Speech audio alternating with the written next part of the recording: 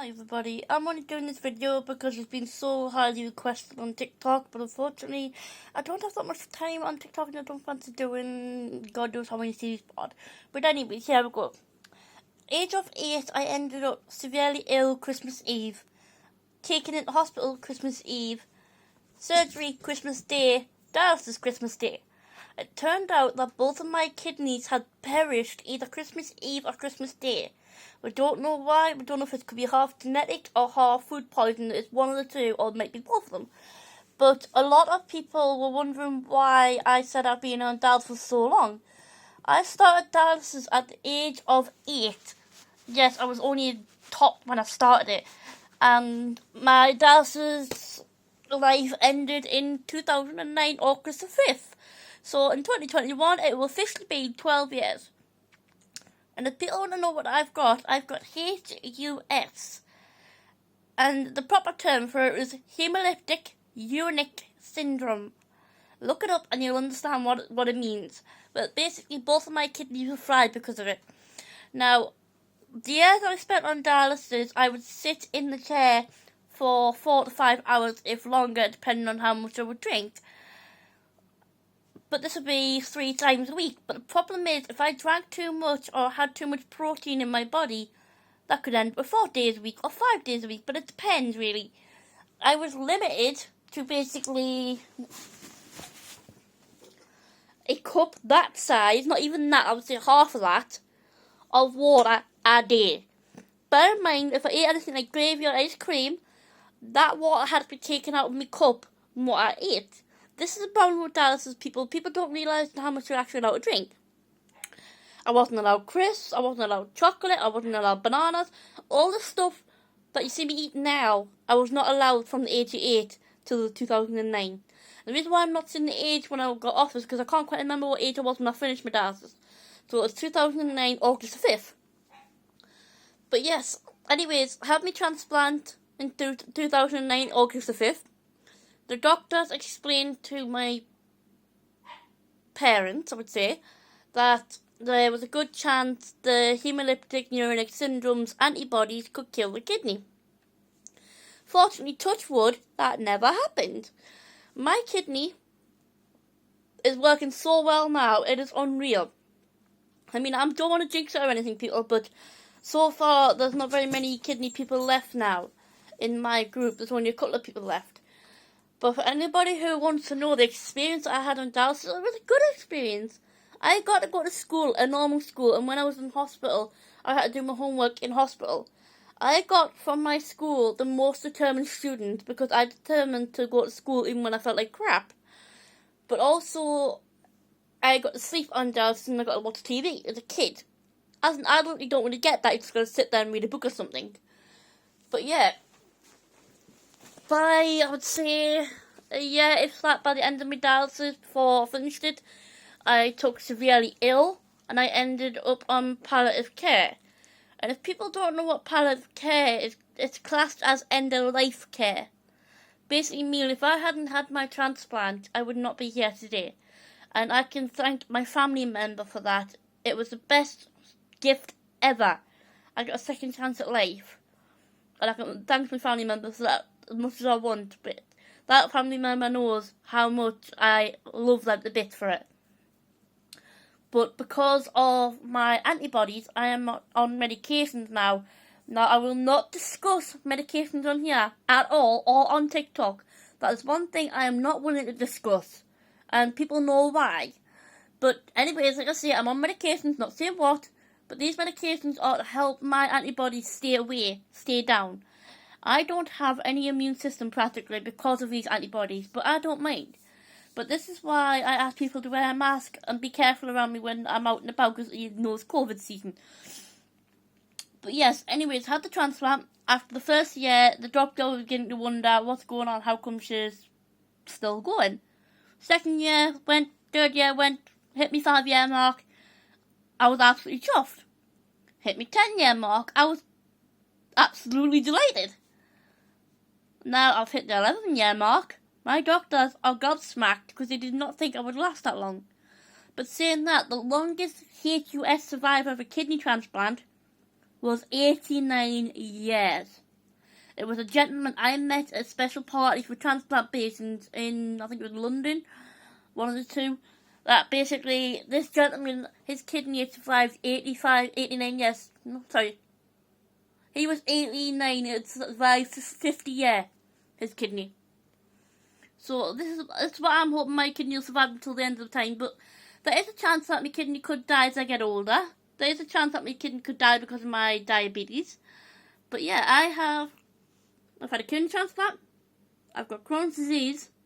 I've got nerve damage, which is also called nerve pain, aka neuropathic pain. What I mean by neuropathic pain is it's all over my body every day of the week. Again, I take medication for that. I'm not going to discuss them on here. Also, I have diabetes type 1 and type 2. Sorry, I'm swearing there. I've got both types of diabetes, not because of my ill health, but the type 2 diabetes was caused through my transplant. I could have reversed it at the time, but I was so down in the dumps, but I was also happy that I could eat anything I wanted to, that I went into a type 1. Now, there is still a chance I can reverse it, which I am trying to do now, but it's not easy. But I've also got depression and anxiety. And the latest problem that I've got is what we call tics, aka Tourette's. We're not too sure what they are yet. I've not been diagnosed with Tourette's. I've not been diagnosed with tics. But these tics only happen at night when my brain settles down. They go ape. They go absolutely ape at night. I've been punching that wall. I'll be punching myself. I'll be screaming at the top of my lungs. Bear in mind, I'm asleep, people. I'm out for the count. This little lady here is the one that comes up and cuddles me when this happens to us. I can wake up in the middle of the night with bruises anywhere and everywhere, and I don't know where it's come from. But there's a lot of things that people don't understand about me, and that's the way I want to keep it. Now, I know damn well people are going to ask, why haven't you got teeth? My teeth were caused to fall out due to two problems. One, my dialysis sucked all the nutrients out of my teeth. And two, the medication that I used to be on, which I'm no longer on now, unfortunately rotted my teeth from inside out. At that time, if I'd known that, I probably wouldn't have taken them, but at the same time, I would have, because it helps my pain. But there's nothing I could do about it. I do wear false teeth, but I'm hoping later on in the future I can get implants done. But because of my immune system being so low, there's a high chance I'll never be able to get that done.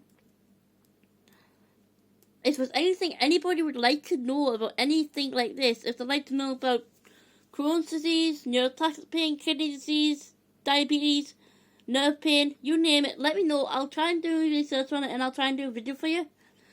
I mean, I'm not perfect by any means. I mean, I'm also deaf as well. If this is why I'm shouting, I do apologise. But yeah, there's a lot of problems with me and people don't see it. I've had people have a go at me saying I'm not disabled. What they fail to realise, not every disability is visible. Not every disability can be seen by the naked eye. And not every disability can be spotted that easy. People wouldn't know I was a transplant patient unless they'd seen a scar.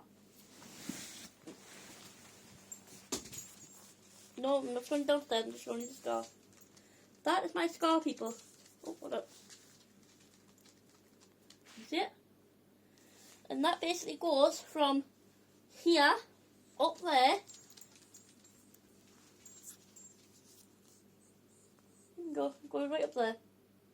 That's my kidney scar, people. And it goes right down to where my private area is. That's why I'm not pulling it down. But this was done in 2009. And it healed like that. I also had... Oh, where is it? There it is. I had a peg button put in there, which is a feeding tube. And I had that for many years. And I don't think, if I hadn't had that, I'd be here today, to be honest, because my well, basically my food intake, nutrients that I need, I wasn't getting it because I wasn't eating enough, and I couldn't eat certain food. So I was put on night feeds at night as well as feeds through the day. Now this is something I am writing a story about because I want people to understand it's not a bad experience having PEG and it's not a bad experience being on dialysis. Where a lot of people say to a young child, Oh, it hurts getting a peg out. It really hurts. This is what I was told by someone who shouldn't have said it.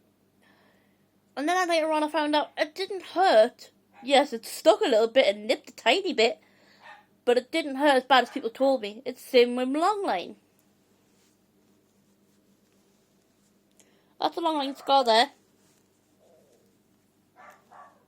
That's a long line scar there. I've got 2 here, 3 there. And then this is where I was supposed to have a fistula done.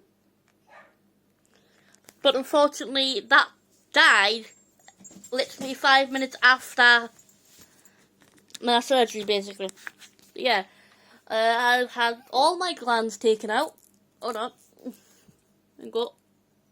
That's why I wear this, because you can't see unless I got that on. I had all of them taken out because it was swelling up to the point of choking me. So yeah. If anybody would like to know anything, post it in the comments. I will try my best to reply to them. And no offense if I get any haters on here, you're just going to get blocked, because this video is not just for you. It's informational video for anybody else who's going through any of these issues, any of these problems, and they can't find the information online. I will be there to help you. I'll be there to support you. So don't let haters get you down. I promise. Good luck. Stay safe. Stay home if you can. And for God's sake, pray you don't ever get COVID. Pray to God. Because it is not nice. And if you can, please, please, please, wear a mask in public. If you can't, you can get a lanyard that goes around your neck to say you're exempt. And a lot of people who have got disabilities wear it, and shops still tell them to wear a mask. I'm asthmatic, and basically I should not be wearing a mask, but I do. Not for my protection, but for other people's protections, like babies and newborns and old people. I hate wearing it. It sets me anxiety off, but I would much rather wear it than risk newborn babies and old people, because they're most at risk of COVID. But yes, good luck everybody. I hope things work out for you, and don't you worry, I will get to videos if people ask anything in the comments. Bye bye. Good luck.